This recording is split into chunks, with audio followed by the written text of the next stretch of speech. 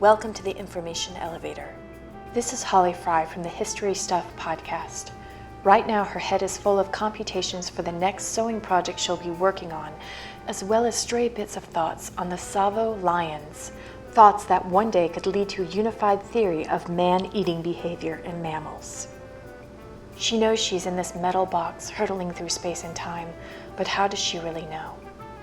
If she were to close her eyes and touch her nose, she would be using a kind of sense, something called proprioception, the ability to orient yourself to your environment.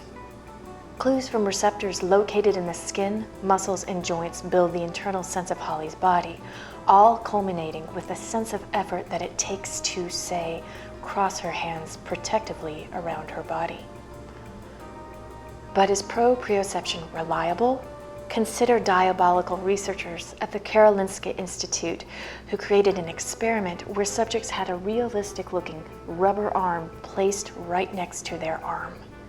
Both arms were stroked with a paintbrush, creating the illusion that the subject had a third arm.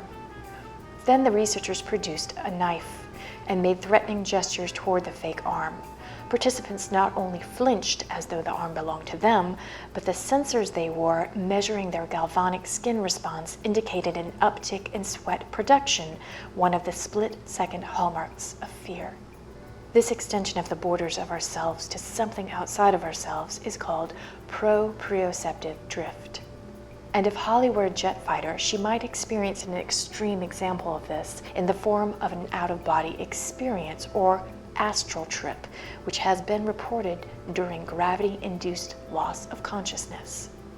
This is when some pilots claim to have been outside of their bodies.